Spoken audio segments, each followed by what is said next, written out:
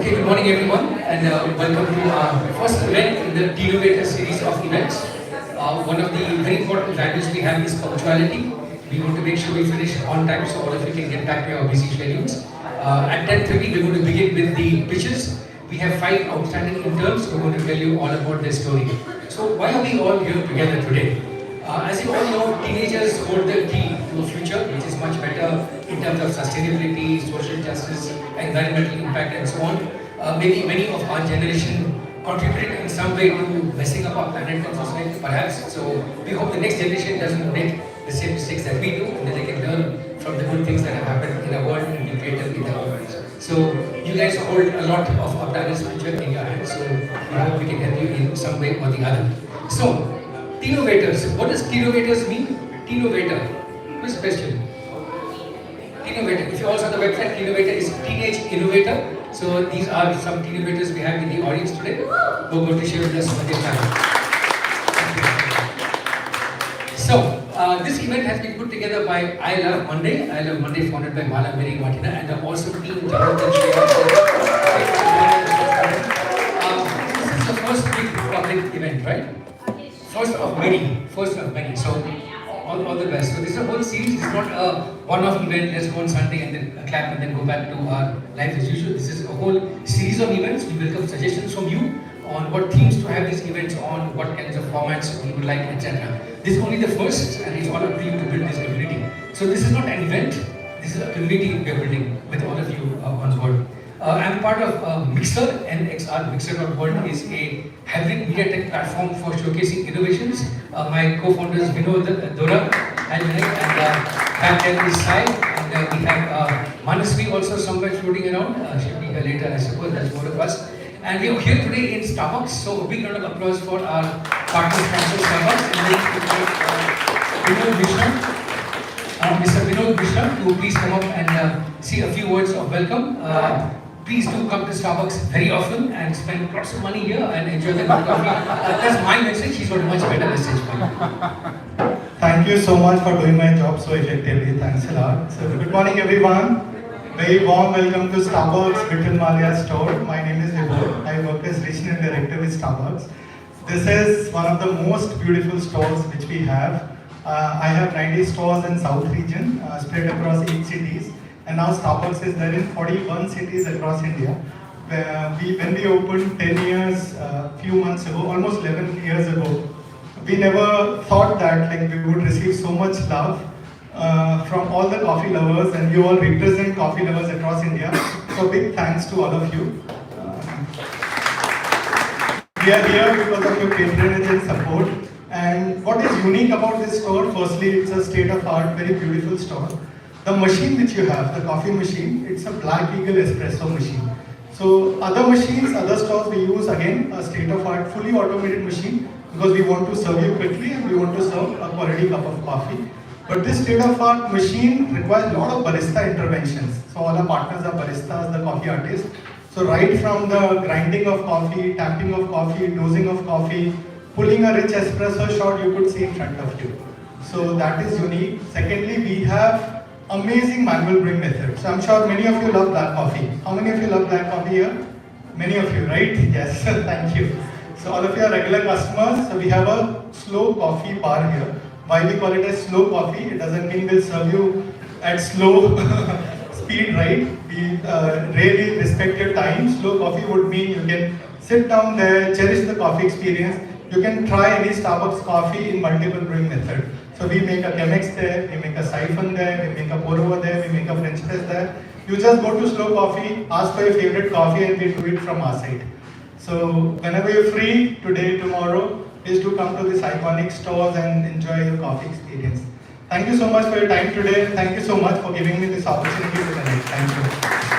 Thanks so much, Vibhor. We do hope you support us for every event of ours which you plan to do every month, I think. And not just in Bangalore, but all over India, all over the world maybe. Starbucks is a global brand. So please help us go global starting from this store. Thank you. Thanks so much. So we also are going to have a panel discussion later on with 5 outstanding speakers who will tell you all about what their organizations do, what's the inner journey of an intern, the inner journey of an entrepreneur, and what you can all do to make this whole world a better place. But first, we have another very important segment coming up right now, which is pitches by 5 outstanding interns who've agreed to come and stand up in front of you and open up their lives and tell you all about the ups and downs they went through in doing an internship journey. So we have with us 5 interns, Arav, Pranvi, Shreya, Shaina and Sami, who will come up one by one and share with you what they're going to do, what they did in their internships. They've also been through, many of them, a masterclass on interactive engagement on how to be a very good pitcher. You all have seen the TED events, TEDx, etc. These kinds of events. You're going to see a mini TED-like quality event over here. Okay, that's what these 5 interns are going to promise. They're going to keep you educated, informed, entertained, inspired, engaged, and so on. Okay? So, without further ado, I'm going to invite the first of our star interns who's going to speak in front of you, Arav Dogra. Arav, please come up. Big round of applause, please, for this great topic of here. Hi, and everything. Okay, cool. Okay, sure. Hi, good morning, everyone. My name is Arav, and I am a student, and I am a mentee who's worked with ILM Mondays on for almost 3-4 years now. And despite what some people have spread today, I am not a hyper-advanced text-based machine learning AI. So this is my first time speaking in front of such a large audience, so please excuse me if I stutter a bit. Thank you. Okay, it's on. So,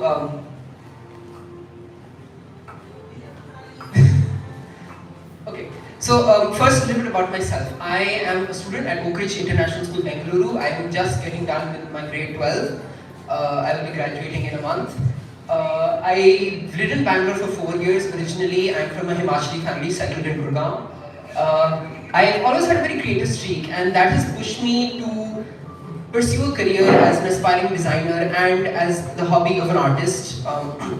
Besides that, I consider myself a learner and a communicator, and I hope to demonstrate that to you here today.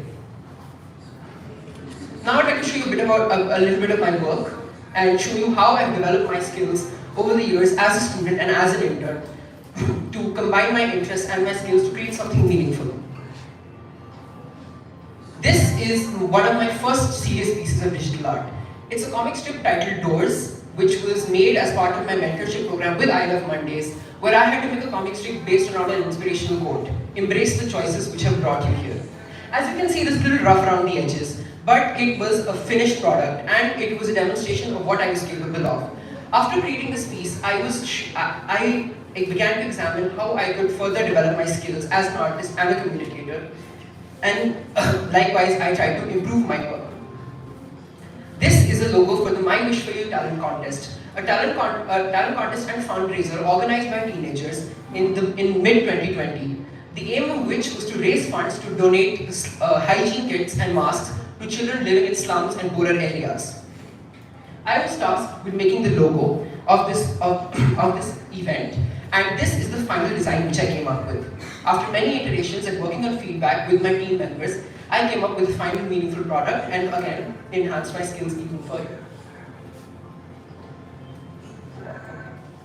So yeah, this is a personal work which I have done titled DK. It was an artwork. I was given a prompt of the same of the theme, the same as the title, and I decided to explore different approaches than my typical than what I was comfortable with, and try to portray this theme in a minimalist manner, as you can see here.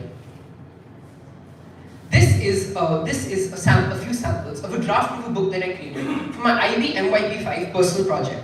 The IB MYP5 personal project, which is a component of the IB MYP program, requires us to take an interest of ours and create a product based around it. I decided to take my childhood interest of paleontology and dinosaurs and create an educational book around it, that aimed to educate children between the ages of 7 to 9 on the science. As you can see here, thank you. As you can see here, I have created a depiction based on research from various academic sources to try and bring the most accurate and up-to-date science to these children, along with a little character that would help them follow the content and the dense scientific language and jargon in an easier manner. Here is a logo that I created for another initiative that I plan to start with ILM Mondays, called Love Local Languages. The aim of this initiative is to raise awareness about the many smaller local languages and cultures of our diverse country. These are three iterations of that logo where I, with feedback from my mentor, try to incorporate and effectively communicate the concept. As you can see, there are different approaches being used in each logo, and through this exercise, I was able to further enhance my communication skills through visual media. Here are some personal works which I have done of character design. I am very much fascinated by character design and animation and media such as that, and I like to explore how these kind of media effectively create human figures and tell stories through those human figures. Here are some more personal expressions of mine. These are models which I have created as part of my preparation for the second round of examinations, the National Institute of Design and the National Institute of Fashion Technology, for which I have cleared the first round.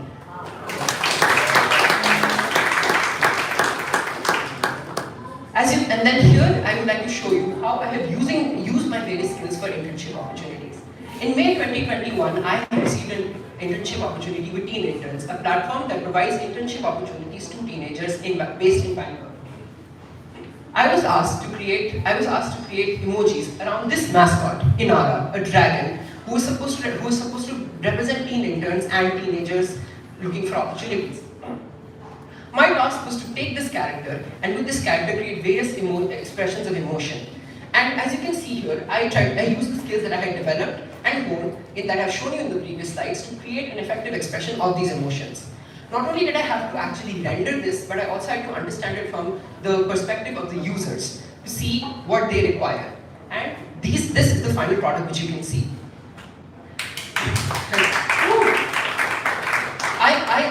Furthermore, I also believe that we as teenagers should not hyper-focus on any one skill. Of course, you see that my main focus is on art and design, and that is the skill that I strive to improve and perfect.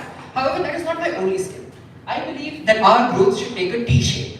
One with a broad base, but a very strong specialization, so that we have a lot of value to offer and we are adaptable and we can understand and fulfill the requirements of whatever tasks we are given and contribute meaningfully to our communities and to our fellow teammates.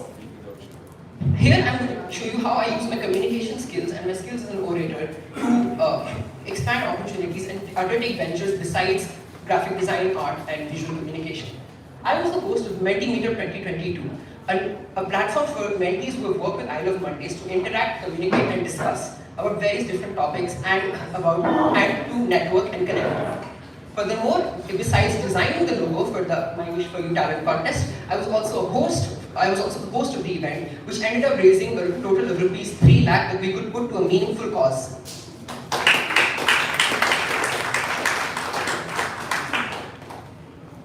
I'd like to thank you all for your time, and I hope that you've been able to see my work and how I have improved, and see how we as interns can expand our skills and take on a broad base instead of trying to have a linear sense of growth, and really create meaningful work that contributes effectively and meaningfully to our communities, our companies, and whatever we touch. Thank you. Thanks, Alar. I think that was for Alar's debut public speaker. Thank you. Now, keep clapping. We got one more speaker coming up. Pranavi, you are there. Please come up. Speaker number 2. Pranavi. You got 5 minutes. Hello everyone, I'm Janavi and I'm just overwhelmed with Aura. He just did a fantastic job, so hope you like mine too.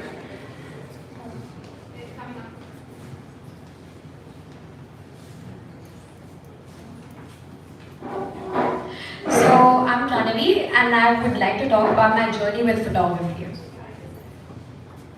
So who am I? Like I said, I'm Pranavi, and majorly why I put my parents' photo is because I think I am here because of them. And it's also one of the first photos that I clicked after I went through a basic course where I just learned to use my camera.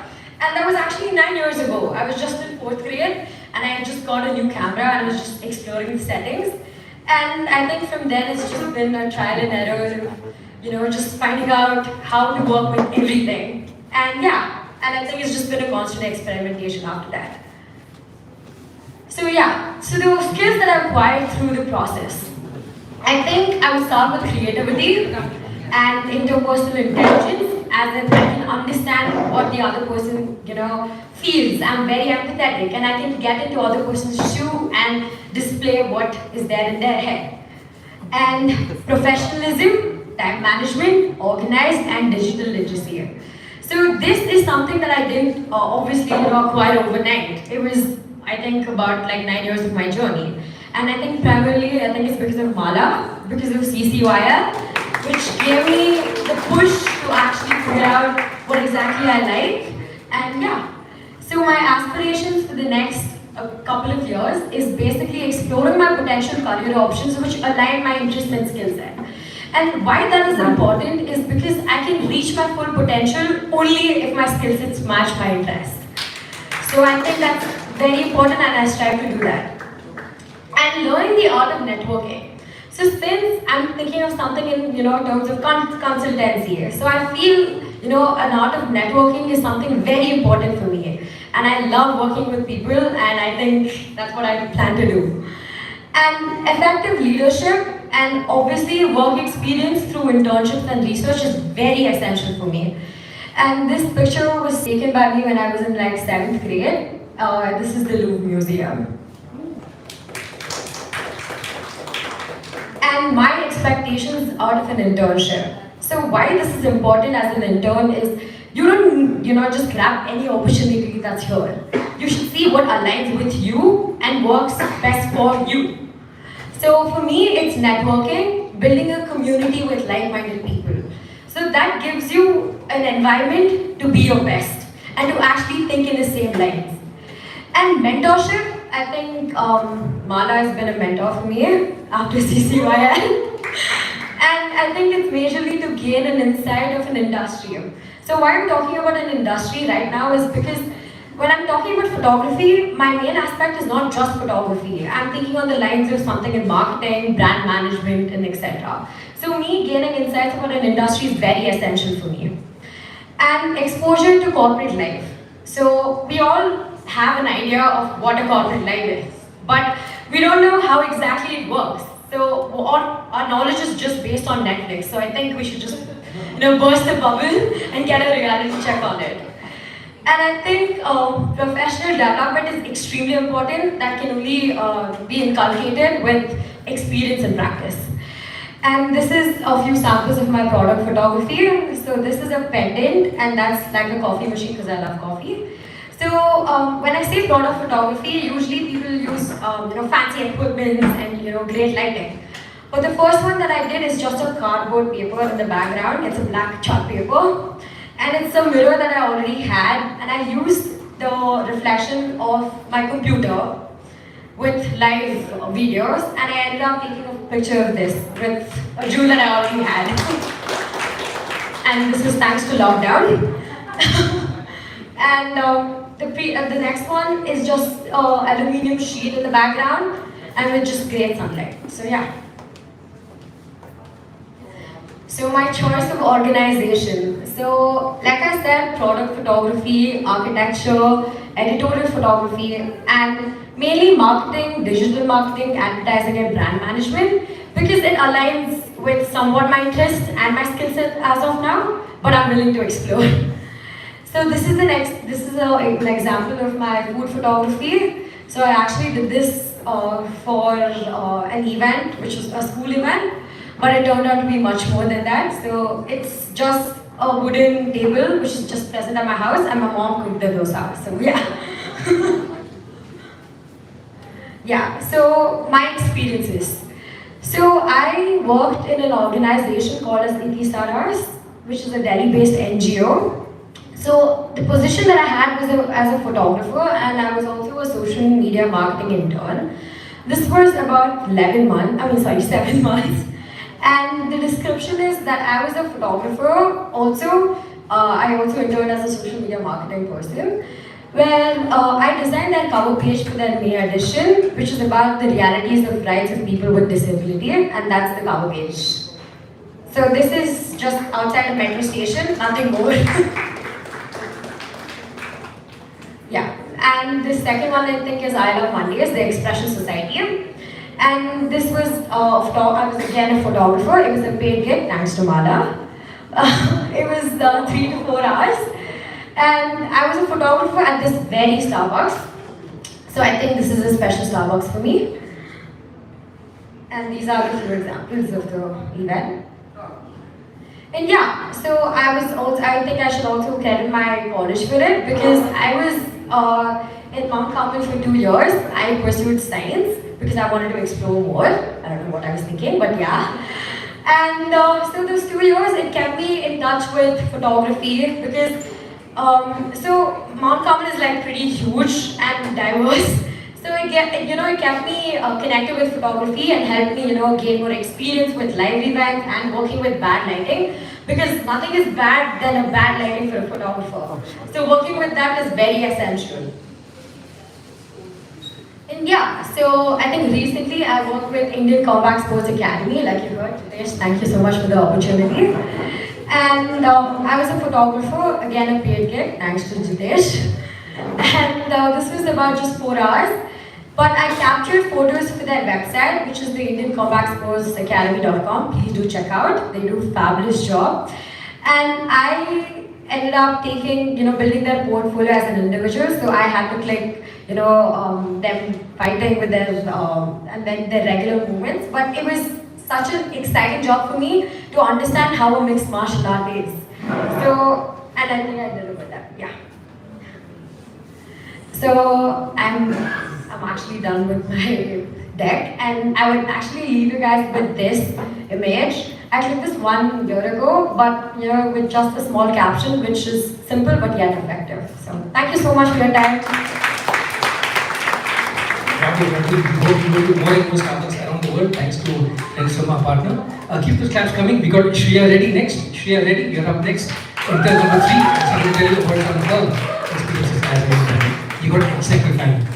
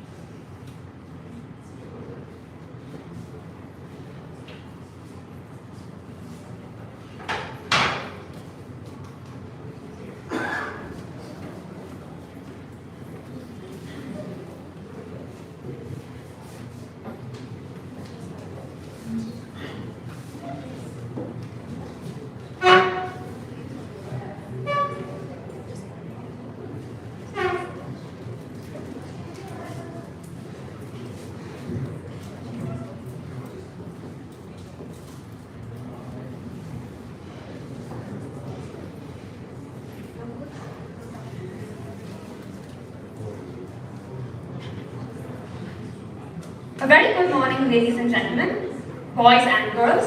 I'm Shreya Reddy, the CEO of Blantar Magazine. And today, I'm here to tell you about my story as a teen entrepreneur. Well, like we all had dreams when we were teenagers, I had one too. And I started my own branding agency called Branded, which, just like how my parents, my teachers, and my friends predicted, was a complete failure. Well, that made me realize so many things about the creative industry, and made me want to delve deeper to understand why the creative industry is kept as a backseat in India. Why don't we give preference to creativity? And why are we so scared to venture into the field of creativity? Well, after networking and talking to many people, I realized the main issue of all this was the rapidly growing creative design industry. That led me to talking about what I call as the creative gap. What exactly is the creative gap? It's the gap between what educational institutions like colleges and universities actually talk about and what the market currently actually needs. It is a top skill that is required, that is creativity in the 21st century, but it is one of the least taught in schools, hence leading it to become a very insecure field in terms of money and security. This is where Blanked Out comes. Our products, like our main company magazines, also delves into other products such as Learn, Develop, and Impact. We believe in creating with a purpose. Our Learn program focuses on building magazines and blogs to help us cover that creative gap. Our Develop feature also focuses on packaged products, how professionals, students, and children can develop creativity in their own minds. Impact. How can creativity impact the real world? Through environment and other forums. We also talk about how creativity, we encourage people through the environment program we have, and also empower the struggling artists of today. So, from this 6 months, the beginning of our startup, we have achieved the unthinkable. We have achieved a brand of 15,000 worldwide audience, a brand with a purpose, and within a year's time, that's the end of this financial year, we have a minimum revenue of 10 lakh, a diverse team of different places and ages. Right, so this is the opportunities we offer at Blank Tower. Starting with the internships, which is purely designed for the busy teenagers of today, and it's completely online with a global exposure. The time differences would be taken care of. And the teamwork, which is a largely teamwork-based internship. Our Work Here program is especially open for abroad students, which is illegal in India, in fact. So we have a Work Here program where students can come and as part-time workers.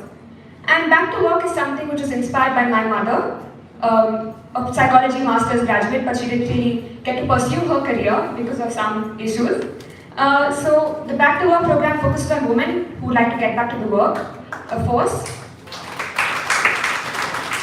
And here are internship opportunities here at Blank Tower are graphic design, videography, journalism, and business management, all of which focuses on developing the soft skills for today's 21st century market needs. And also focusing various works on our websites and our products as well. Our win-win situation is also something really interesting. We focus on how interns can gain experience, hone their skills, and also put this interesting internship on their resumes, while companies can learn how to gain network, and how they can increase their diversity of their workspace, and also grow creative-wise by hiring these interns. This is my team of 13 members, a worldwide team, and we have achieved 4.7 star rating on 5 for our internships. And here at Blank Tower, we also believe in making an impact. For all our interns, we provide free mental health care through our collaboration with another team-made organization called Assist, and our Blank Tower Seva also talks about saving the art and environment of India today. This is Blank Out for you in 5 minutes. It can be so much more, and I as a CEO will be expecting more. Thank you so much for your time. I would like to thank ILM and MXR for this wonderful opportunity. Thank you. Thank you, Ms. CEO. Thank you so much. Quick show of hands. How many of you were earning rupees 10 lakhs a year when you were in high school? How many of you had a global team when you were in high school? Oh, well, there you go. Okay, our next speaker is going to be Sandeep Sharma. Sandeep, please come up. Big round of applause for star speaker number 4. You have exactly 5 minutes, Sandeep. Only 2 hands.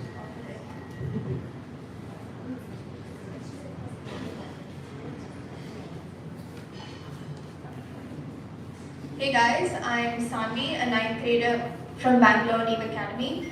The previous speakers have set very high expectations, so I hope I can live up to it. So the reason I got to interning is because of my mom. Okay, yeah. So these are the 5 components that I will be talking about today. So about me, my internships, my experience, a surprise internship, and why this is important. Okay, so I'm a 9th grader from Bangalore Neem Academy. These pictures you see here are my hobbies. So I play the piano, I play basketball, I love reading, and I go to the gym when I can. So as I said, the reason I got into interning is because of my mom. She said that it's a really good opportunity to add to my college application. But as the young, stubborn teenager I was, I made the mistake of not prioritizing shaping my college application. Now I am 3 years to graduating, now realizing the importance to enhance my college application, preferably to make it stand out. So I have taken part in 3 main internships throughout my journey with ILM. These are the 3 main internships. So first you have Asha Foundation, Drama Therapy and Content Creation. Currently I'm doing the internship with content creation, but the main internship that I would like to highlight and the best experience I've got is with Asha Foundation.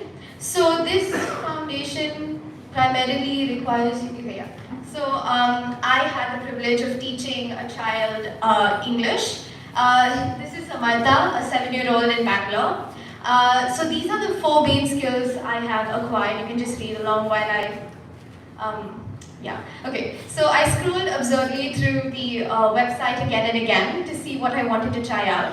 Teaching caught my eye, and of course I had absolutely no background of teaching, but I could definitely fulfill the requirements that they had. One challenge that I faced was that I was used to teaching my friends concepts and conducting down-tiering sessions, but I could never fathom teaching a child English from scratch, so that was a huge thing. But to my luck, the child was very well versed with English. He was good with differentiating from vowels and consonants, and he was pretty good with his pronunciation as well. So it was a great start until we were 2 months into the journey, until I personally felt that it was monotonous, and I slacked off at about 2 to 3 weeks. I couldn't see progress in him, in his learning, neither could I have the motivation to conduct the class. So I told my mom about it because it was getting into a bigger problem.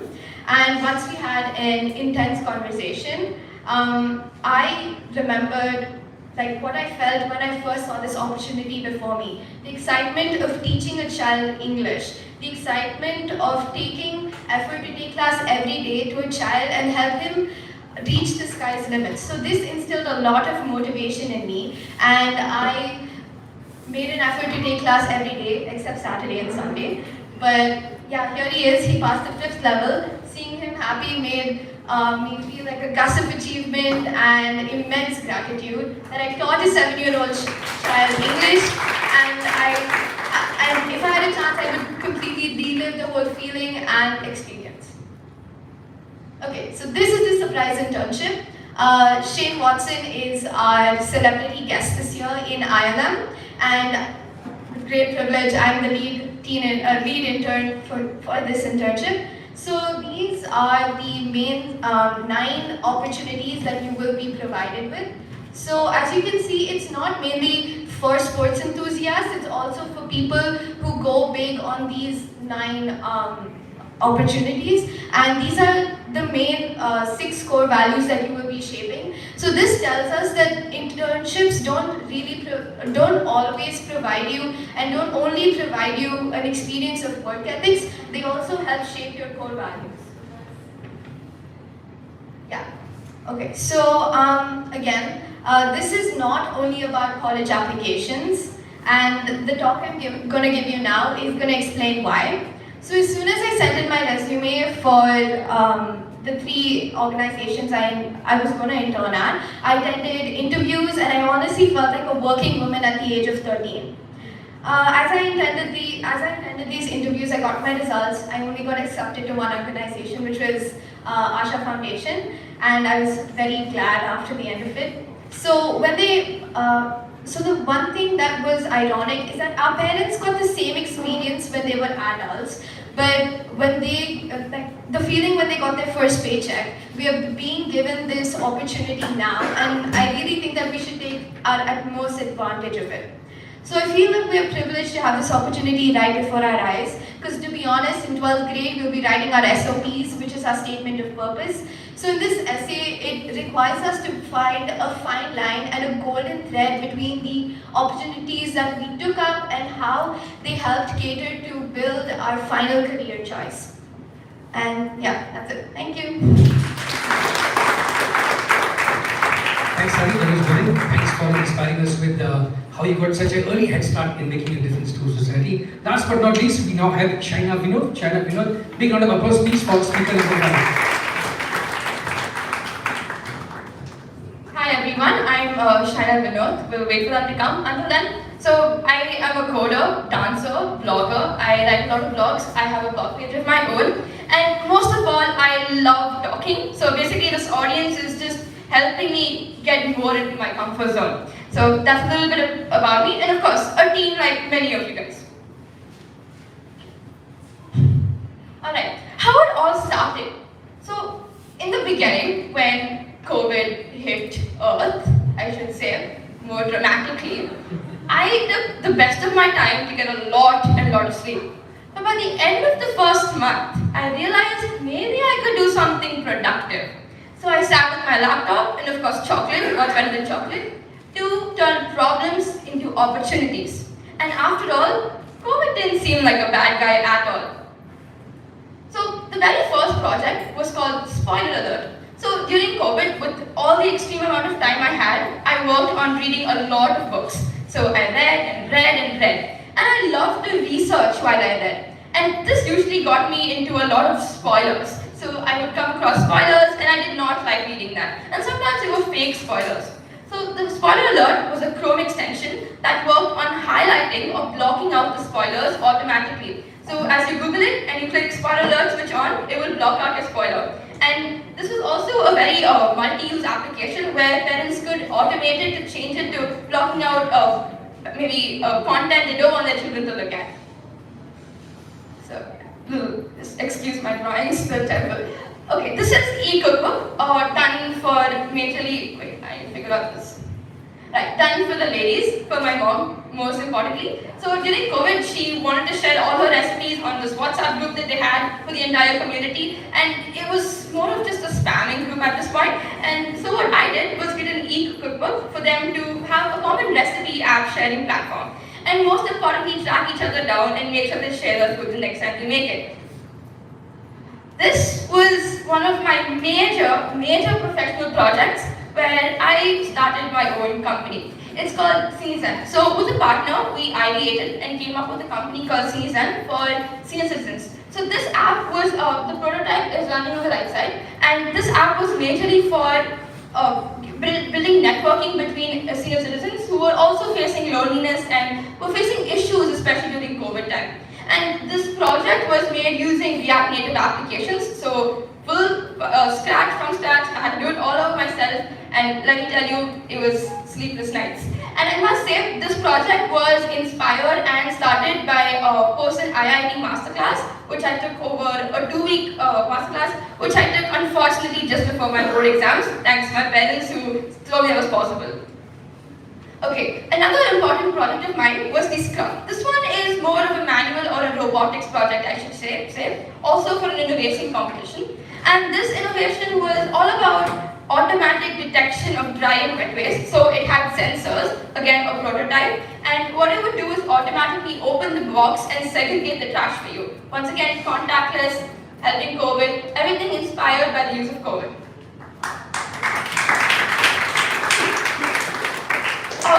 The Amazon slot finder, once again thanks to COVID, was because in the US, where I used to stay during the pandemic, if you would have to order on Amazon, especially your groceries, you would have to wait for over 20 minutes just waiting for the perfect slot to come up when you click book.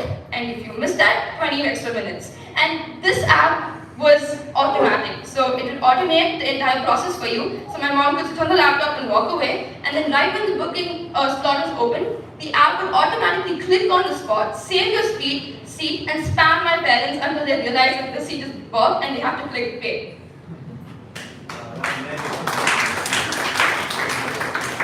So back in 9th grade and 10th grade, this was a project which was a global event, which I hosted with my tech team partner in Legacy School. I was actually hoping to see my ex-principal here, Mrs. Geeta Jayan, but I didn't get to see her, unfortunately. But anyways, so TechLodge is an event where we had over 77 schools, 15 cities, and 4 countries come and participate with extreme amount of expert skilled panelists and guests. We had hackathons, we had debate competitions, we had everything related to tech. And most importantly, I got to speak with the Managing Director of Microsoft India, Dr. Sriram Rajamouli. This was my first professional platform, thanks to ILM, where I automated the yellow collar assessment form, which assesses one's personality traits. And this app was all about doing all the manual work. So it automatically grabbed all the information and created an infographic based on the data. And this again took me 2 whole months and was an incredible project. And I must tell you, I still look at that screenshot of my first paycheck. It's just fantastic. Right, and coming to my current project, thanks to Mr. Bala, who is the founder of Hoopsters, I'm heading the building of the new website. Hoopsters is a website that believes in networking, bringing people who've made a change and making a bigger change out of it. So currently I'm working on Hoopsters, and the major skill building activity I'm doing here is being the boss. So I'm going to learn how to delegate, I'm going to learn how to bring people together, and most importantly, being a leader for other TeenInterns, which is just a fantastic opportunity. Alright, here is my ask. Firstly, internships should be all about working with other interns for the same project. This helps you understand communication, building people together, and delegation. Secondly, technical backup help. I always find myself lost at the middle of an internship. And I find that having someone help you or support you in the back, apart from my mom and dad, who are fantastic technical help as well, but I would always prefer technical backup help. Next one, skill development. Like said before by the other interns, developing a new skill is most vital for an internship. Flexibility, once again, busy interns, we need time, we need everything to work all together and fit perfectly with the school schedules. End-to-end professionalism. So imagine taking your first interview or you're building your first resume and submitting professionally to an internship. This is fantastic, and this is what's also very important for an internship. And experiencing a working environment, maybe a physical environment like this, can give you a lot of opportunity, and this is especially skill building for me, and I love talking to all of you like this. And finally, a year-long internship with respective schools. This can help you continue and build your portfolio throughout an entire year. And that's all from my side. Thank you so much. I'm Shannon. Fantastic. Thanks so much, Shana. Let's have a group photo with all our 5 speakers. Will all 5 of you please come up here for the group photograph? All those of you with phones, please take photographs, smear them all over social media. Hashtag Teenovators23. Please come here in the middle. Hello, superstars. Yeah. While we get our students ready. Fantastic. Come stand in the front. Give the chance to Jonathan. Yeah. Stand over here, face the audience. In the front, right here. Yeah. Photographs, videos, selfies, etc. Please. And of course, a big round of applause.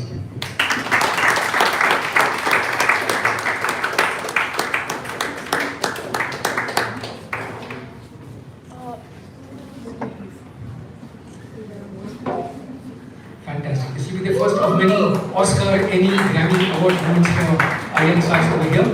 We now come to the next part. Yeah, please have a seat. Thanks so much. You can see all their presentations on the website after the event. So Teenovators.world or MXR.world and global.net. You can check out the website for these presentations. So we now come to the fifth the part of our session, which is a panel discussion with 5 speakers. One of our speakers, as you heard already, Geeta from Bangalore International School, could not make it unfortunately, but we will have a full panel of 5. Notice that the format of this event is 5 pitches of 5 minutes each, and then 5 panelists. So that's part of the Mixer World promise. So let me invite our speakers to come up one by one. Vanitha Chowdhury, please come up. Vanitha Chowdhury is the founder of Radical Edge Development Consultants. Then we also invite Geeta Prakash to come up. Geeta Prakash is the Global Program Manager of People Digital Skill. Sintara Srinivasan is the founder of Nakshatra Services. Nakshatra Sciences. Then we also ask Kavya Gowda to come up. Kavya Gowda is the Associate Director of Field Marketing at People. Thank you, Kavya. Please come up. And last but not least is Chinu Srinivasan, who is the Global TIE Bangalore Charter member, also an instructor at the TIE Young Entrepreneurship Program, and a happiness and leadership coach. Oh, there's no place for me. Okay, I'll sit over here. Yeah. So I have 5 questions for each of our speakers, and then we'll get down to the audience Q&A. You guys also going to participate in just a few minutes, okay? So, I'm going to ask the first question to Vanita. Vanita, tell us a little bit about maybe your company, what are some industry trends, what kind of jobs are there, and most important for these guys, what internships do you have? Vanita. Hi everyone, good morning, and firstly it's so exciting to see the teenagers presenting their pitch and brought me back to 40 years back to my school days. And I know what I did then, that was for survival. And I was looking out not for internship because there was nothing called internship then. Thanks for no technology. It was all more human. And I think this is crazy, I'll come here. And it's because of the speaker. No, that's okay. I think it's because of the speaker. So I'll stand here, no worry. So that's how it all started. You work, basically to understand what work is all about. And I love people, so that also gave me an opportunity to connect to a lot of people. And most important is I funded my own education. Never wanted to depend on my mom and dad. So I was very particular, and that's what made me. I know many of them don't believe in the concept called flow. Because many people I hear say, you're a dead fish if you want to flow. I totally disagree with that because I believe in the flow. Flow is like a river current, right? You go and you see what opportunities are there, you grab it, you do it, and you see whether it works for you or doesn't work for you.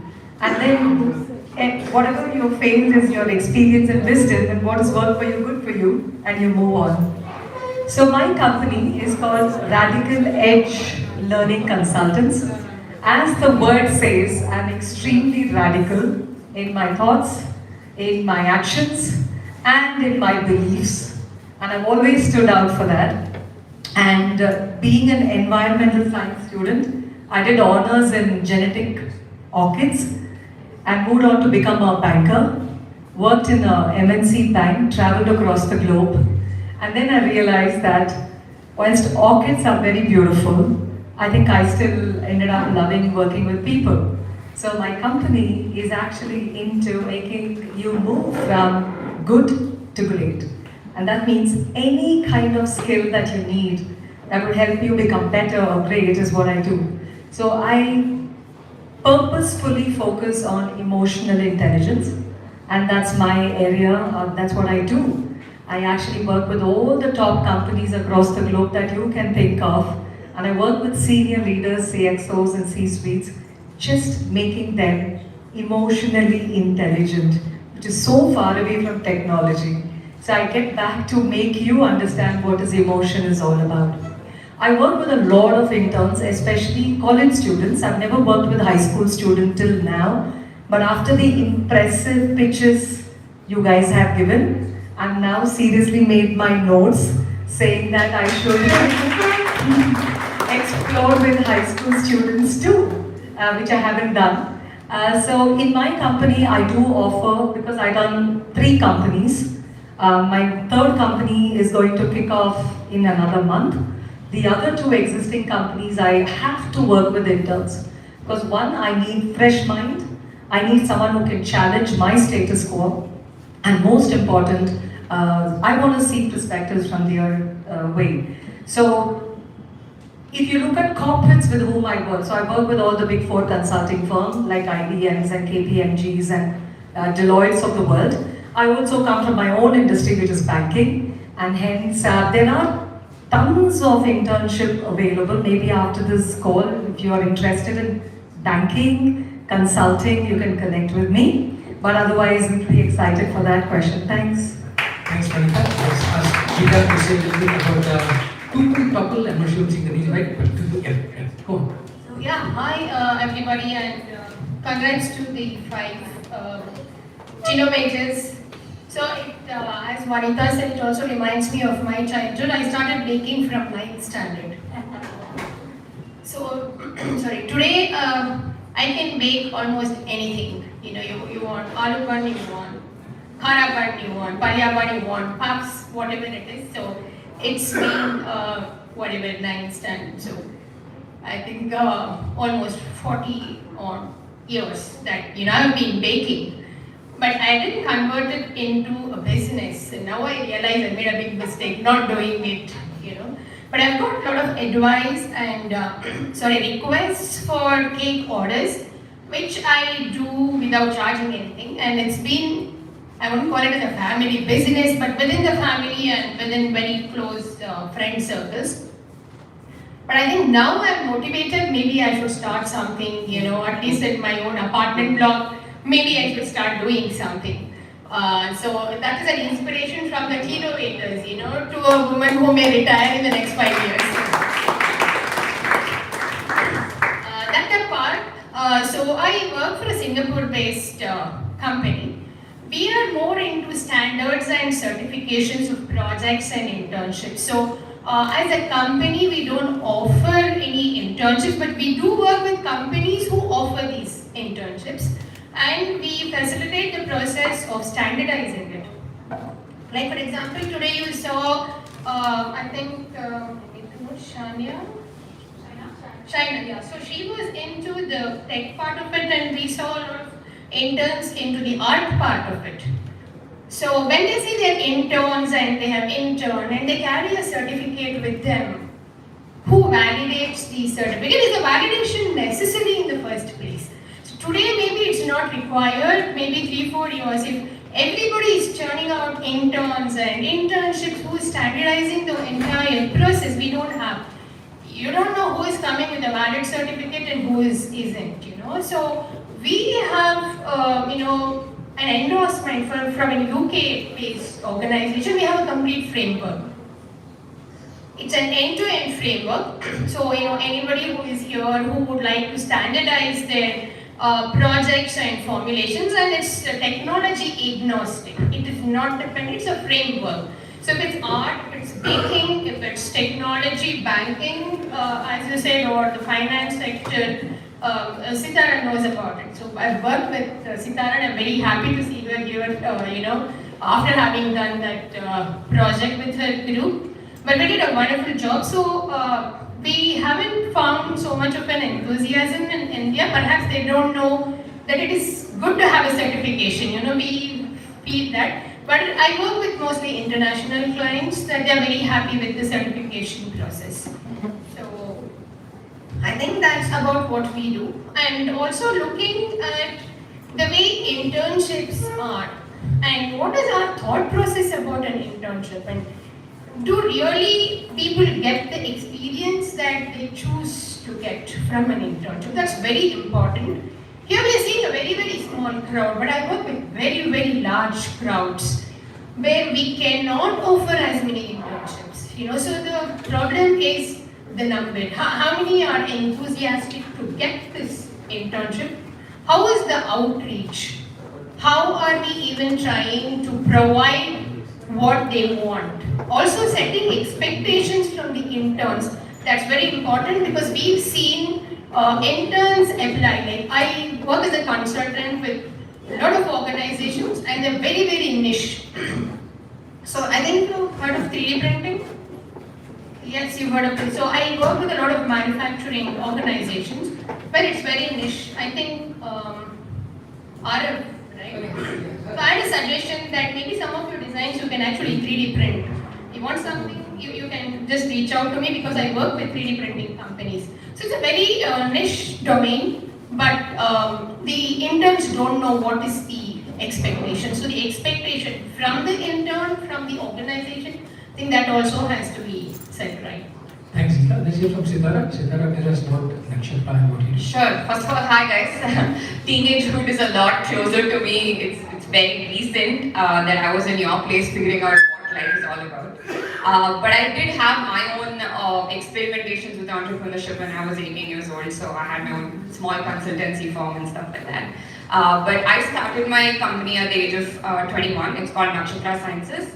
We are a STEM-focused company. We are basically a bunch of science educators and researchers from across the world. And we started a company for project-based learning, right? But we do project-based learning across different age groups now. So since the last 2 years, we experimented with virtual and online projects in areas like astrophysics and data-driven sciences. I worked with Geeta ma'am on some of those interesting applied data science projects where we looked at real world problems in sustainability or climate science and figured out how we can use the power of data to solve them. But from there we have evolved. Last year around May, we started a new department to actually teach teenagers. So currently we work with around 2,000 teenagers across Bangalore, and we are partnered with different schools, and we set up a science and technology lab and club for them. So we have a lot of things going on, and I don't want to spend too much time on it, but I just wanted to say it's amazing how much initiative you guys have taken this early, and the best thing about that is it prepares you for failure. Because before you hit the age of 22 and the world just hits you in one shot after graduation, instead of that happening, you're already facing the uncertainties of the real world when you do an internship. That's the biggest bonus of actually doing that, right? So your school and your college life protects you, it shields you from a lot of realities. So when you take on an entrepreneurial journey or do something different, you get to actually feel how the real world is. So that's the first thing. Secondly, some of you guys are from the technology side, and I would love to talk with you later. We have a robotics wing set up at the Indian Institute of Science right now. So we are offering internships in the technology space where software and hardware interfaces are there. We are offering internships where curriculum creation is involved, where you can come up with really new, interesting projects and science-related ideas, and that idea will be spread to like thousands of our students across different schools. And finally, if you're interested more on the business administration side, we do have a couple of openings there as well. I'd really love to maybe network with you guys and get into that. Thank you. Thanks, Sitara. Let's hear from Kavya. Thank you. I have to first make a confession. I'm the only fraud sitting on this panel today because all of them have bootstrapped, they worked since they were 10 years old or 9 years old, at least seems like it. I come from a $19 billion company spread across 35 countries. So I'm not bootstrapped or any of that, a multinational company. The good thing is, there are two things that I'm assured of every time I attend an event like this or work with Mala and her interns who are absolutely super fantastic. One is I'm very assured with the paycheck that I get at the end of the month, thanks to the MNC. Two is the fact that each of them who came up here and spoke about all of those wonderful things that they're doing, all of that has a place in a tech company, for example. So what Kyndryl does is we're the tech providers, we're the world's #1 IT infrastructure provider. So if you see 3 out of 5 cars in India, you see 3 out of 5 mobile connections, all of that, the systems, the IT systems of all of those companies are managed by Kyndryl.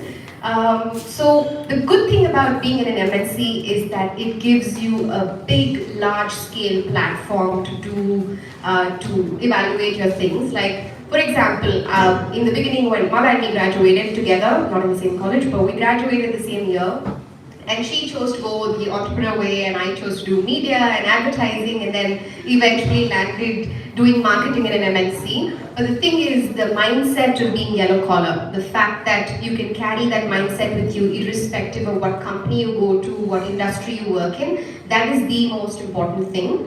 What can a tech company possibly offer teenagers who are already so amazing in their niche skills that they've built? The fact that you are all 13, 14, 15 and 18 and already have such incredible ideas, you can then join these tech companies. To change the way the world eventually looks, the way it works itself. So what Kyndryl does, we don't have a tech product of our own, we're a services company, which means we go into a client environment or a customer environment and say, okay, so this is the tech that can make your life so much better, it can increase your revenue, it can make your people better, so this is what we offer. We work with Microsoft, Google, AWS, you name the big tech companies, we work with all of their tech. Our biggest product in our company is our people, and we're only as good as our people's skills. So what Kyndryl has is an amazing bevy of distinguished engineers, scientists, patent holders, amazing marketers, excellent sales professionals. So if you want to dip your toes into how does a company work and how does it look like, it looks very boring, I'm going to tell you now only, but it's not as cool as a Google office.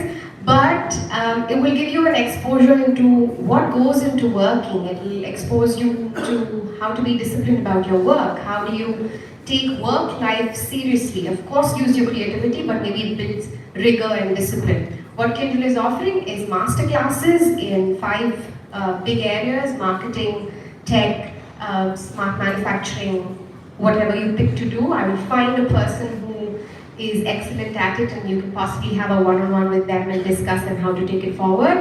And also, we work on really confidential projects, so the master classes are open to everyone. But observability, which means you coming into the office and sitting down with someone and seeing how they work, that will happen only if you're above 18.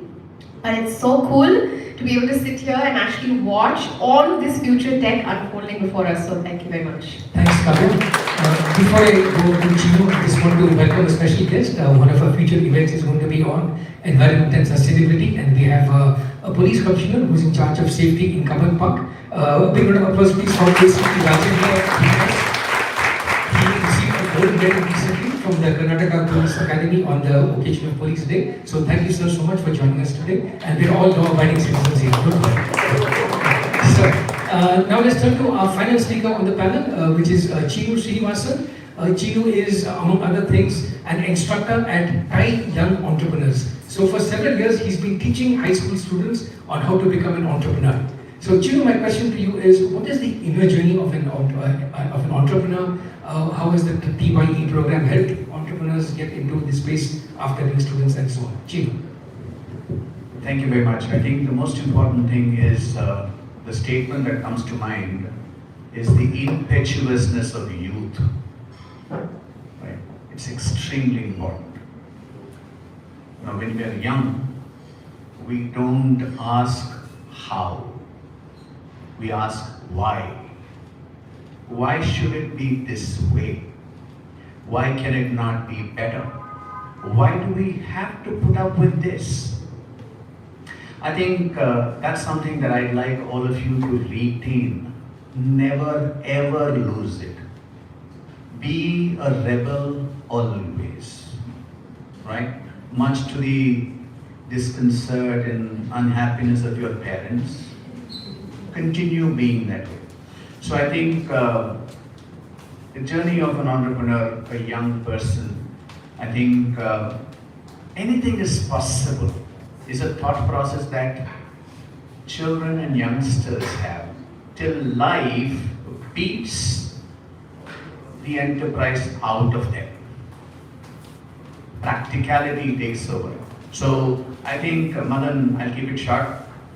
Dream big, right? And always think anything is possible.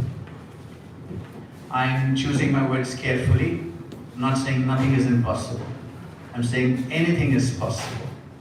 Anything is possible, anything is possible. And if it is to be, it is up to me. If it is to be, it is up to me. So sorry to sound like an old grandfather, but my words to you young people is dream big. Dream big, dream big, dream big. And do this to people who say you can't. Right? Always tell them, nee. I continue to do that even today. And I love doing that. So I think the inner journey is the one most important thing in the inner journey is learning to do your best. There is no the best. Let me ask you a question. Who's the fastest human on the planet? No, sorry. That is the fastest human recorded in a race. The answer to the fastest human being is we don't know. There was a guy who's being in the plains in Africa who was chased by a cheetah who ran and climbed the tree. We don't know. If Hussein ran his fastest race and was still eaten by a cheetah or a lion, was it of any use? No. So forget about being the best. Focus on doing your best. I think as an entrepreneur, as a human being, the one question that you should genuinely answer every moment, in this moment, have I done my best? I think that's the one lesson I've learned from working with young people and with people who are, so just a small thing, my youngest client was about 10 years old and wanting to be a chess grandmaster by age 15. My oldest client is 81, a dollar billionaire in India. And I find that both of them, one of the things that I found in both of them was that they had this absolutely unshakable confidence and belief in themselves. So always have that inner journey of an entrepreneur. Doubt is useful. Fear is useful. I know that we have a member of the esteemed police force here. And I say fear is very useful, which is why in Bangalore, when I cross a one-way street, I look both ways.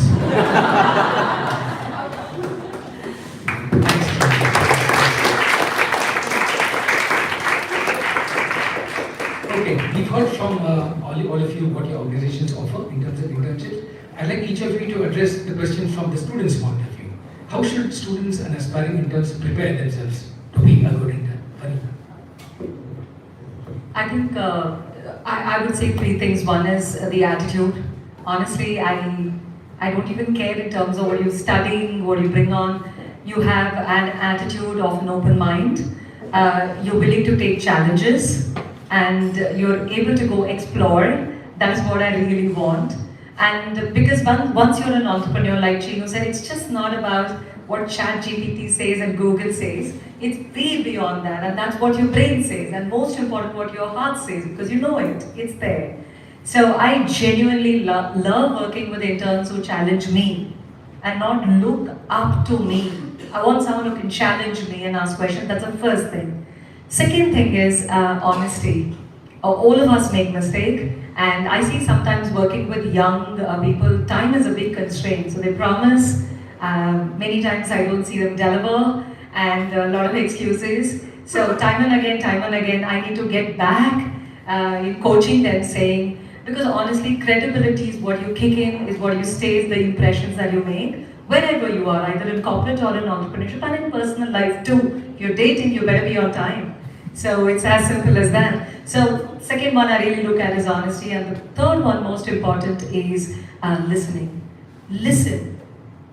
I know that you're all young and you have tons of things in your head, but also don't remember that we have seen so many years ahead of you as well, which adds to our wisdom and our experiences. So be open to listen to what we say sometimes. Be open to listen to what the audience say. Because especially if you're into market research where we want you to listen to what's happening around you and not be oblivious. So I love to work with people who are great listeners. So three things. One is be open-minded, great attitude. Second is honesty. And third, most important, is having that zeal to listen, really listen. Yeah? So we look at creativity, actually, when I saw. And anybody who's into technology, we expect that, we think it's also good for them to have hobbies which are non-technical. They could be reading books, they could be writing, because when I am on the panel of taking interviews for possible interns, the first thing we ask them are, what are the challenges that you faced when you did this? We never talk about success, so were there any failures, and what did you think could have gone wrong, or what do you think you could have done right? So it's okay not to do things right. And to be very honest, it may not sound right, but we never ask for grades. It doesn't mean you shouldn't study, but in any of the panels that I have been in, we've really not asked for grades. That happens to be the last thing that we check upon.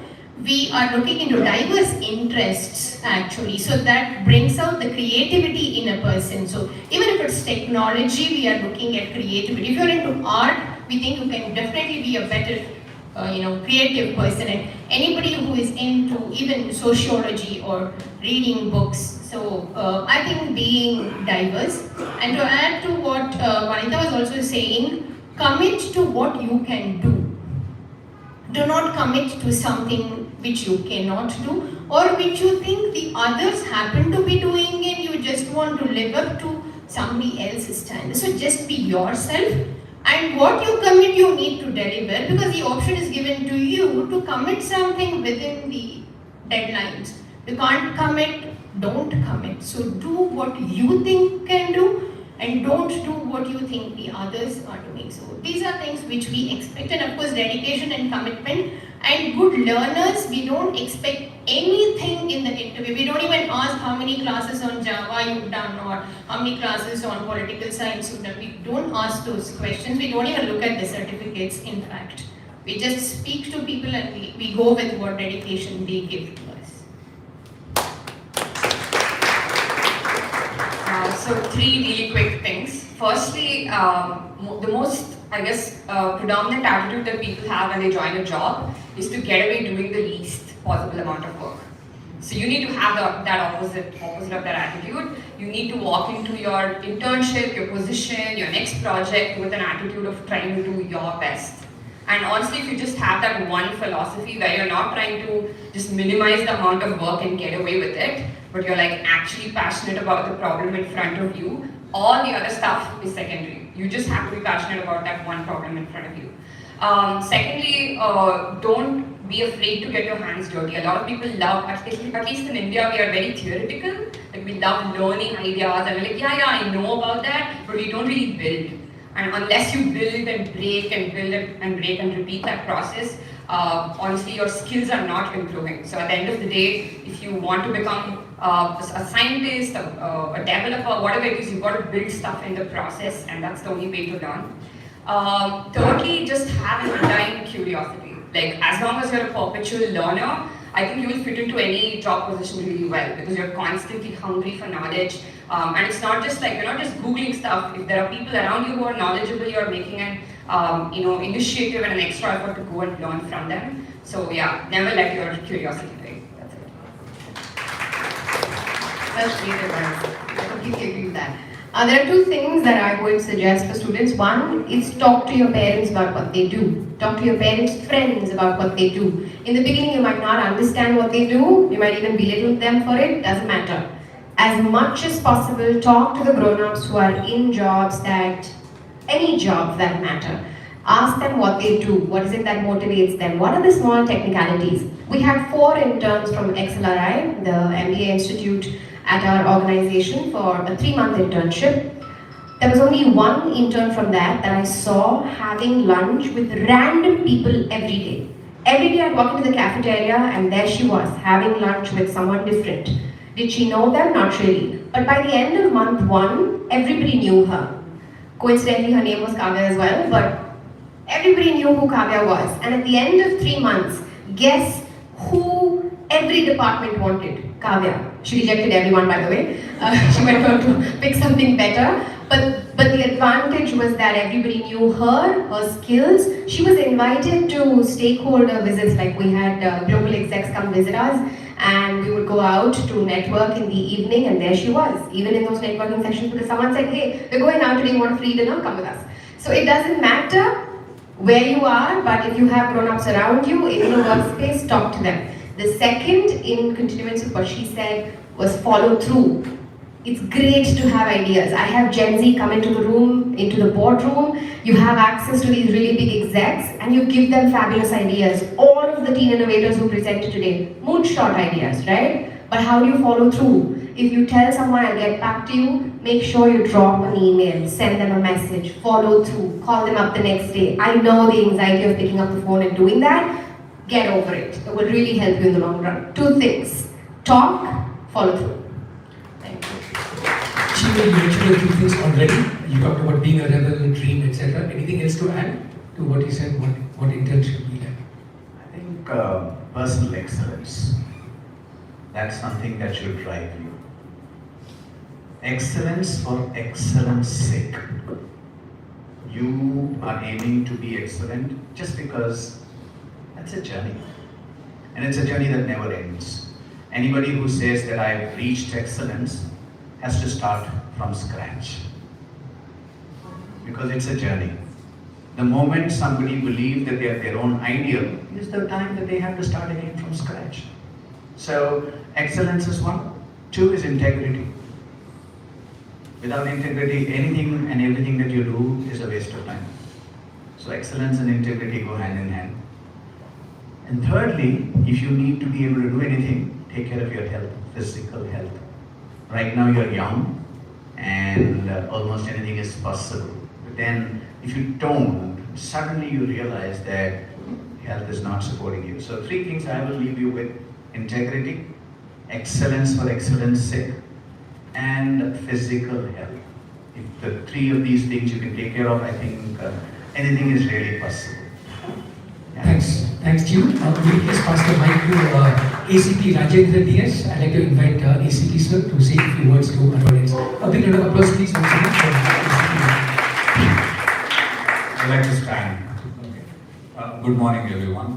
Thank you for. I'm so sorry for being late because I reached home last night very late. We had to pick up Chinnaswamy Stadium, cricket and all that. So sorry for that. Thanks for the invite. I'm ACP of Karnataka Subdivision, this area. I joined the services in 1994 as sub-inspector, and then on promotion I'm here today, then police inspector, then ACP/DYSP. I started my career in Mangalore, trained in Mysore, Karnataka Police Academy. Then as an intern, as a professional, I went to Mangalore. I was there for about 1 year intern. Let's say we call it probationary period. Then I was there for about 6 years. Then came to Bangalore on promotion in 2002. I was with Lokayukta for about 4 years. Then went to police stations in Bangalore, holding executive posting, SHO. Then on promotion again to CID. And then to Mangalore back as ACP Panambur. Then came to ACP Bangalore. Then came to ACP Kaban Park. This is my journey, professional journey. Okay. So all the speakers who spoke, I could hear bits and pieces. It was an excellent one. A police officer needs to know something about everything under the sun. We should always feel wanted. The society needs us. We should see a very good, to closer to European society. We can't have a crimeless society. But we are here to minimize the crimes in the society. We would like to see the happier society,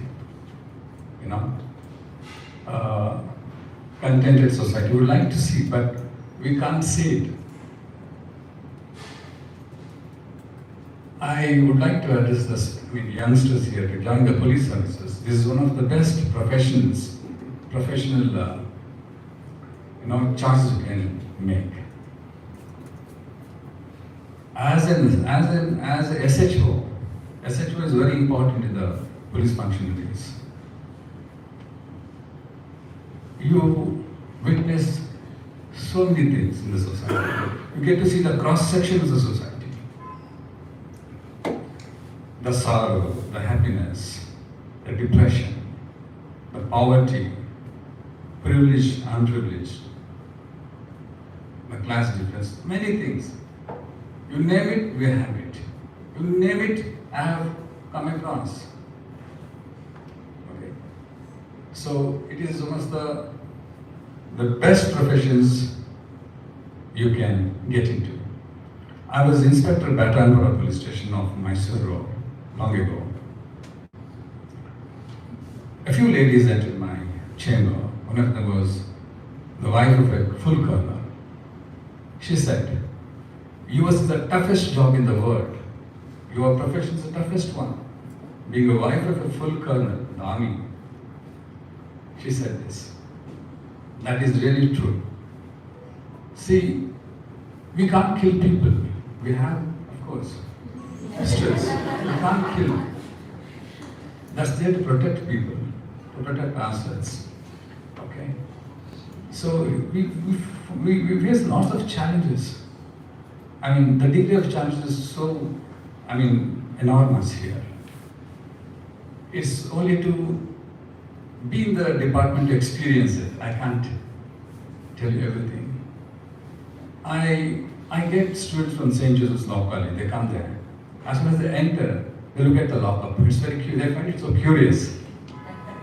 I tell them about some, CRPC procedural codes, but they're not interested in that. They would like to know more about what actually we do in the police station. So, I urge the youngsters here to get in the police department. Quite recently, to quote a few experiences of mine, a couple of days back in my chamber, one youngster entered. He introduced himself as Sandeep Sarana. Kutholi. He hesitated, he felt hesitant to sit. Hey, yaak nintkondidiya kutko? Sir, na Sandeep Patton. Kutkolappa. Sir, na Sandy sir. He was a rowdy shooter there. Okay? He was a dreaded rowdy at that point of time. He had got about 3 or 7 cases. We call it in colloquial half murder. Okay? Then he was a reformed one. I asked him, did I ever beat you when you were arrested? Yes, sir, you did.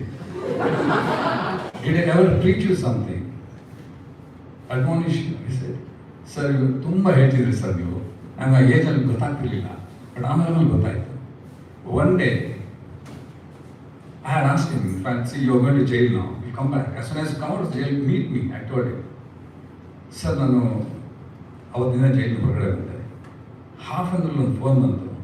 ನಿಂದು ಇದ್ರಲ್ಲಿ ಕೇಸಲ್ಲಿ fit ಆಗಿ ನೋಡು ಅಂತ. So I escaped. He was absconding for 2 years, trying to get the bail. So that's why I couldn't beat you, sir. So okay, fine, I got transferred and all that. Now he's a reformed fellow. He is an area manager in a company. His wife is a software engineer. He's got 2 kids, one male, the boy is going to school, the other one is so small. Beautiful names. I asked his names of the children. Why? I input everything about it. I felt really, I was emotional. I got emotional. And also it was so satisfying for me. Satisfying journey. You came up, so it is so satisfying to do good work here. And after he went, Adar Kshatra came in, aged, in his uniform, khaki. Again, hesitantly entered. I offered him seats, what's the matter? He, in fact, he's 71 years old, Srinivas. He wanted to, what is that? Due to this COVID thing, we do this, no? Sanitizing. He wanted to sanitize the office, and he has sanitized already 40 police stations, 5 ACP's office. He heard the news that again the COVID is coming up and it's rise. So, how much should I give you? He said, no, it's my service. That fellow, he gets up at 7 o'clock, reaches back at 8:30 in the night. He has got 4 children, all married. Out, he said, as soon as he married his son off, asked his son to leave home, live independently. So, I felt very good. And see, we get to meet, as I said before, many people from different strata of society. It's very, very interesting. It's very, very, satisfying journey if you join the police. What you see outside is a part of police work. We go there, we are everywhere, we are omnipresent. I'm so overwhelmed, I'm overwhelmed. And so, all that I ask youngsters to get into services and be part of a societal change, transform the society. Thank you.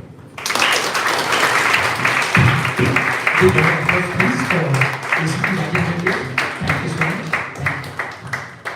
We now have, how much time do we have? Another 10-15 minutes or so. I think this is a good time to open up to the audience for any questions, inputs that you may have. Just raise your hand and I'll get the mic to you. What do you think about your questions? Then we can ask our panel to make some recommendations for schools We have some people from the school system. Any recommendations for schools on how to prepare students for internships, how to encourage more students to get internships and so on? Mani? Thanks for asking that question, Madan. I would speak only from the emotional intelligence aspect of it. I think you need to, as school teachers and admins, and if you're part of the educational institute, I think you first need to work with your students' thought process, which is about how they need to really understand that it's never going to be always success. There's going to be failures, and if failures happen, how do you deal with it? So many institutes don't talk about failures, they're very scared of it, but failure is part of life. And especially in interns, like I said, I worked with really good students, but I've also equally worked with students where I had to literally pull my hair out and ended up doing their job as well. Because for me, it's credibility of my company, and I've had tough time. So one thing I would urge all schools, and they can connect with me to do those programs. It's a very simple, few minutes thoughts that they can bring in on handling their emotions and understanding themselves. Like I think someone said, I think one of you said in your pictures, you got to know your strength and play your strength. Yeah, Pranavi, I think that's what it is when you come for internship. Please don't take internship just for the sake of money. Money is always a byproduct. Please enjoy what you do so that you become the best there. Yeah. So I would request that students should intern in their own schools. Let them start learning what's there and what's not there in their own institutions. I found in a lot of students, they didn't know how the water was actually being supplied to their schools, and they did not know how many taps in the washrooms were actually leaking. So we just asked them to do this one very small exercise of finding out how much of water is coming into their school and how much of it is getting wasted and how their gardens were being watered. They spent more than 3 months and they said, "Ma'am, we did not know managing water was so difficult in an institution." So my request is for schools, look at these very, very small projects, let them intern in their own organizations. They do not know the reality of what's happening in the organization. They do not know how much of power gets wasted. They just go off even without switching off the lights and the fans. So there's no point in telling them go switch on or switch off. If there is a group of students who can actually figure out how many fans were running when the school closed, just 10 minutes before, if they just take a stroll and find out, I think that would be the best internship. Then let them intern in their own organizations and then look at interning elsewhere. I think charity begins at home. That's what I want to say. So we've been working with school students for quite a while now, and one of the structures we look at is like a threefold structure. The first one is, the first pillar is basically society and community work. The second pillar is research. So I'm talking from a STEM angle, of course, but it's applicable to different domains. And the third one is industry or the corporate world. So internships have to be spread out across these three things. So just doing volunteering work for social organizations might not bring in the entire experience of, say, how to build your own company in the future. But those two do not add up to, students who have a research interest. So depending on the skills or strengths or interests of the students, they have to be put into the right internship platforms. We actually provide connections with a lot of technology companies, so that's one thing we do as just a part of the Science and Technology Club that we set up. But definitely, if you're a part of a school, you should reach out to more of these young startups or young technology companies, and in all kinds of areas, starting from sustainability all the way to robotics and AI. And they will definitely be open to at least doing skill training workshops, if not an entire internship. And that's a great starting place as well. I think for schools, it's really important to have incubation centers or centers of excellence, a dedicated space where like-minded students can go in, pitch their ideas to investors, outside-in perspectives, catch hold of people like Mala, Madan, and everybody on this panel, invite them to your school, see how much they can contribute to the brain power of your kids, as well as if there's a great idea, then they will help you find the investors, find the right people to mentor them, things like that. I've only seen incubation centers and centers of excellence in engineering colleges. We're doing one with IITs across the country, and it's very simple, right? Like there is a problem that I'm working with a customer on Microsoft, and all I have to do is spend 2 hours with these engineering graduates from IIT in that incubation center, and I'll have a solution ready, at least a prototype ready. And I think that is an untapped potential, because what I'm seeing at an engineering level, Shaina just blew my mind today while she was presenting, right? She's doing it at, I don't know, in high school. So I think it's really important to give them the credibility, pay them their worth, and also see where we can take that idea and scale it up. I think one of the most important things that schools need to do is to understand that they are a garden. They're not a mangrove, they're not a coconut grove, they're not a neem grove, they're not a grove of just one kind of species. It's a garden. And they need to be able to inspire each and every child to be the best version of themselves. So I was just looking up the word intern, thanks to Madan and today's event. I looked up the word intern, and it says to confine within set limits. That's the root of the word. To confine within set limits, from the French interner, sent to the interior, confine. So I think we need internships to actually help people break free and be the best version of themselves. So coming back to schools, one small anecdote comes to mind. A few years ago, I was addressing a school in a group of teachers, and at the end of the talk, people came and asked me, one of the teachers came and asked me, Chinu, you've been speaking about a lot of these things. How do you handle slow learners? So I said, sorry. And the person said, how do you handle slow learners? I said, I'm sorry. And immediately somebody next there, what she's asking you is that, not everybody learns the same way. I said, please, let her ask me the question. So the lady again asked me, how do you handle slow learners? And I said, in all my life, I've never come across a slow learner. I've come across many slow teachers. So I think schools, again, because human behavior, all life that exists conforms to 3 rules. One is avoidance of pain. Second is acceptance of pleasure. And the third one is conservation of energy. So people don't like to make effort because it's painful.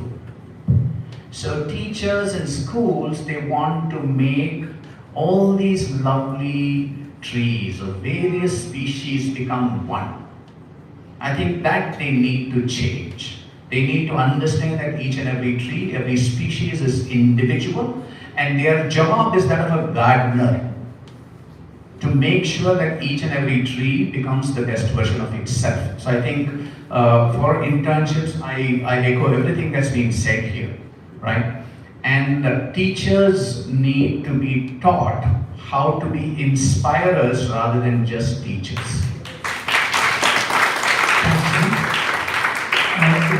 We have time for a few quick audience questions, comments. We have one here. What it is, I'll pass the mic around and we cluster the questions all together. So quick question from, introduce yourself also. Yeah. Hello everybody, so nice to be here. Very quickly, I'm Colonel Christopher Ego, founder and CEO of Sunbird Trust. So I wanted to suggest a different type of internship. Well, actually, we have had more than 150 people intern with us, and all of them have been youngsters, Teach for India, Gandhi Fellows in our organization. So my suggestion is that internship need not be confined to just the business sector. There's a lot to learn in the social sector. So look at that opportunity to find the best in yourself.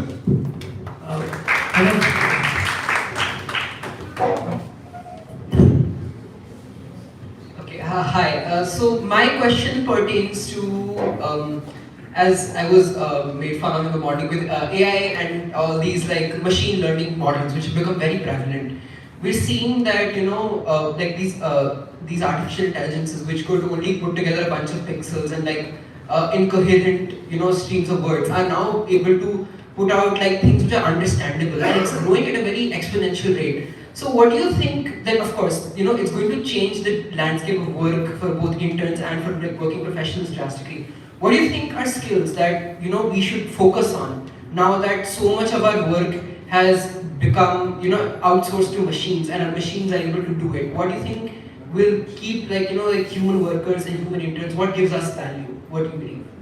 I'll just give you a simple, short answer. Keep learning, stay relevant. If there is one profession that is threatened by AI and ChatGPT, it's marketing. I'm still here, I'm still getting paid.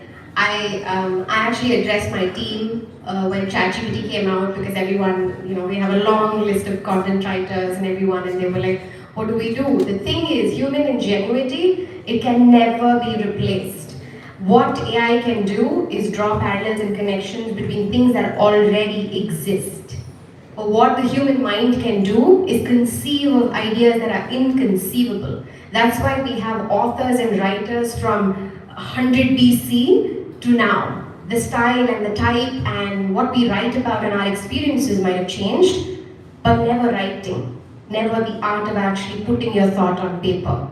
So don't worry about AI and ChatGPT coming in, what is work, it's fear-mongering at best. But as long as you're willing to draw connections, think differently, like you already do. I mean, you should be teaching us millennials and boomers that, right? Like Gen Z, you shouldn't even be having this question. But anyway, if you're worried about it, don't worry about it. You will have a job, you will create a job, you will think differently, and you will, really progress the world. Just to add to what she said, people still don't have faith in autonomous cars. They don't have faith in it. People have banned ChatGPT in a lot of organizations. They just, journalism doesn't want ChatGPT. I read about an editor who says, I want a human to write an article. I don't want a machine to write an article. So I think humans have a very, very long way in any of these fields, irrespective of ChatGPT or anything else that comes. Because I teach AI, ML day in, day out. So I'm saying we will still be relevant. Okay, two more quick questions and comments. Just to say that, Arav, just speak to me after this. I've done a paper on EI with AI. Emotional intelligence. AI cannot work without AI. AI is all about emotions, so connect with me. I'll share my paper with you. Okay, let's take quick questions and comments now. Hello everybody, I think it was a lovely talk, and hi, my name is Lalit. I'm the founder of More Than Textbook. I'm also a YouTuber and a content creator. I make content on career clarity, so I was resonating with all the things that you had to say. So for sir, you said most teachers must be inspirers, right? And I've worked across 11 colleges over the last 3 years. One thing that I've noticed is teachers always have other smaller things to complain about in colleges, usually in institutions. I don't want to blame them, but it's the petty things, and usually they're very unhappy with the pay they're getting and all of this. So I think if you have to become an inspirer, you also have to be somebody who's making money. How do we solve that problem when it comes to the teachers at large? Because we are building a beautiful ecosystem of citizens and wonderful leaders, thought leaders. How do you think we should do that? Just hold the answer. Let's take some questions. My name is Ravi. I'm a wildlife biologist. On the question of AI, I don't think AI shows empathy. And that's uniquely human. I don't think that's going to get replaced in a hurry. Can you shout out your question? Right, so it's almost as if the five of you read my mind, like everything that I was going through the last week, with exams and internship going on, you addressed everything. But I still have one question. I love doing internships. It's something that I love to do. But do I love studying 10 hours a day? Not so much.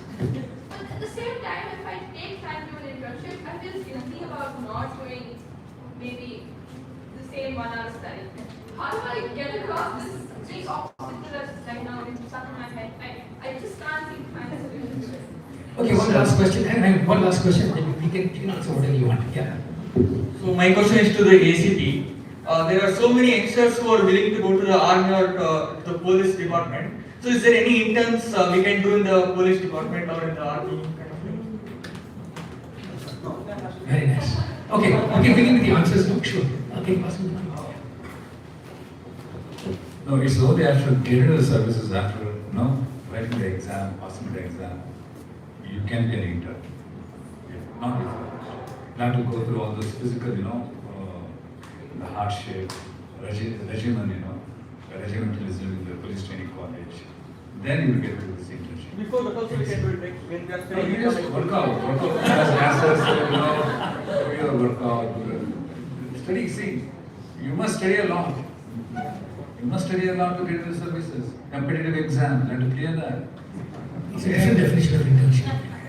Okay, great. Okay, now I request the panel to answer any of the questions that were asked. So I'll take that thing about inspirers. I have problems. How do I inspire people when I have problems? Right? Well, I have two choices. I can act or accept, or I can crib or complain. Right? Money is a byproduct. Money is not something that is given just because I spend time or abuse my time. When people see value in what I offer, there will be money that will come. Hold on, let me complete. Right? So one of the things that people ask me when they ask me about what are your fees, and I tell them whatever you think it is. So I have taken that stand for the last 10 years. I don't tell people what I charge them. Okay? And that comes from, I've taken another second stance as well. I will not make a sales pitch. I will not tell people how I can support them. Right? So, teachers, I understand, and most of this, it's a longish thing, it's a societal, cultural thing that we are addressing. But we need to look at it at the level of the individual. I heard this wonderful statement a while ago. People change for 4 reasons. 1, when they hurt enough that they have to change. 2, when they learn enough that they want to change. 3, when they see enough that they are inspired to change.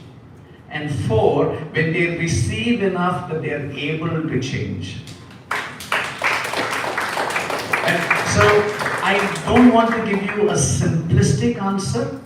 I think it is something that is systemic and it needs to be handled at the level of our culture, at the level of our economy, at the level of what we place as important. Right? I would suggest that all of you here, there is a 3-minute TED Talk by Richard St. John called The Secrets of Success. I suggest that you watch it, in which it's very clearly stated that unless you deliver something of value, you're not going to get anything in return. So I inspire because that's who I am, not because of what I get paid. Any other comments from the panelists to any other questions? I think Mr. Lalit, right, his name.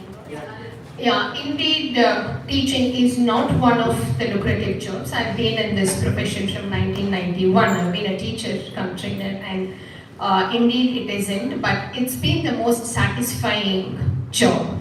So I do understand and I resonate with you, because we also felt the same thing, that we weren't paid as much as we think we deserve to be paid. We are spending as many hours, and the preparation time, it's not just about the 1-hour delivery in the classroom or whatever it is.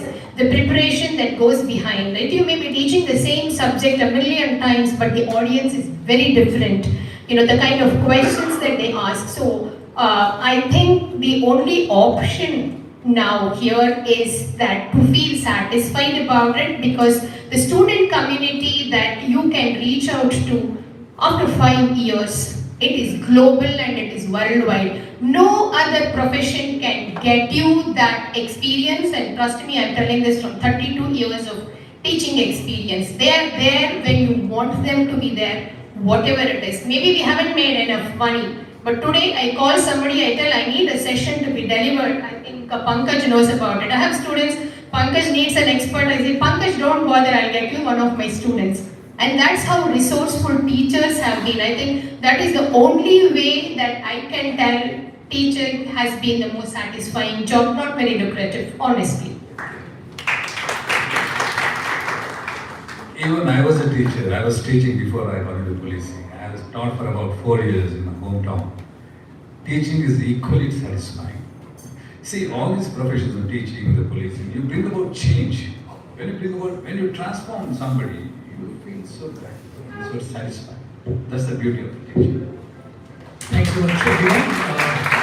Just want to answer her question. So it's very simple, Shania. In life, we can never be satisfied if you let too many elements. Have your priority. You're a student, you're supposed to be studying and you know it, and you know how much it means when you grow up.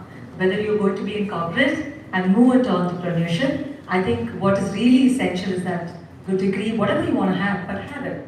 But that doesn't also mean that you let go. So first, stop feeling guilty.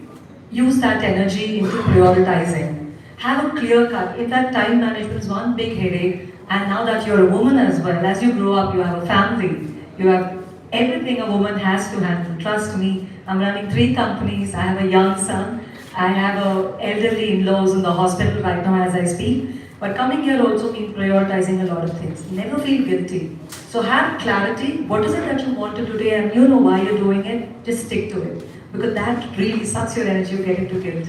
Prioritize, have timetables, stick to it and you're sorted. Thanks. On that note, we come to an end. Just one thought for her. If there is something which you think is that you don't want to do, if you do something which you really want to do, it will actually make you more productive in something that you don't want to do, and you spend less time doing that not so good job. I just wanted to talk about deep work. There's a book called Deep Work and I recommend all of you to read it. If you're doing 4 hours of shallow studying versus 1 hour of really deep work, you're already making 3 hours of time for something else you love. So firstly, maybe just adopt that. And this is also related to what you asked about AI. AI is going to make our lives easier. There are so many things where we just do shallow work and we produce mediocre content, and all that mediocre content, AI is going to produce it. We have to be optimists but also realistic in the sense that AI is going to do a lot of those things. But that gives us the space and the opportunity to work on really meaningful projects, things that require focus and imagination. So, yeah.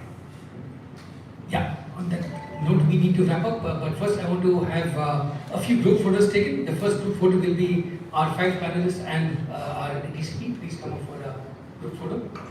And a big round of applause, please, for our first panel in the Teenovators series.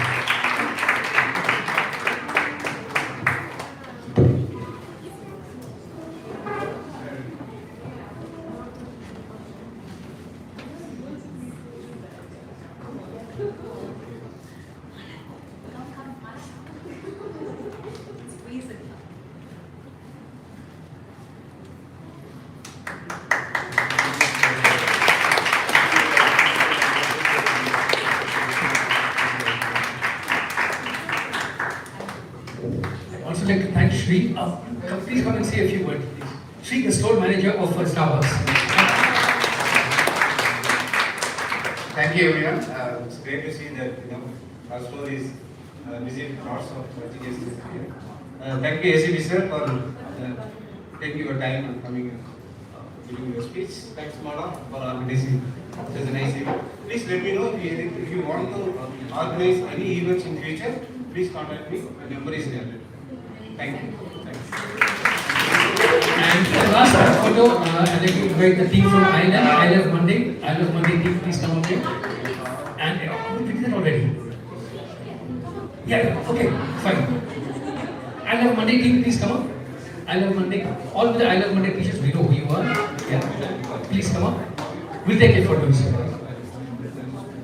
A big round of applause to I Love Monday for their first big public debut event. The first series of events.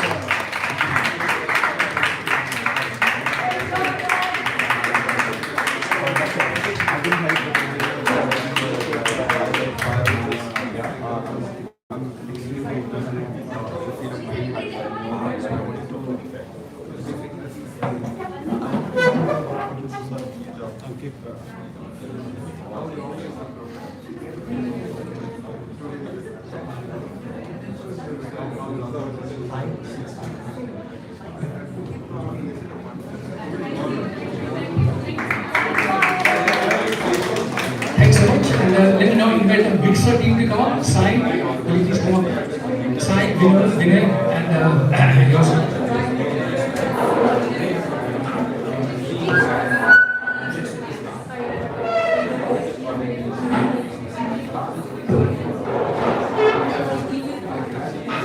Please say hello to Vinay Gora, co-founder of Mixer, Sai, head of execution.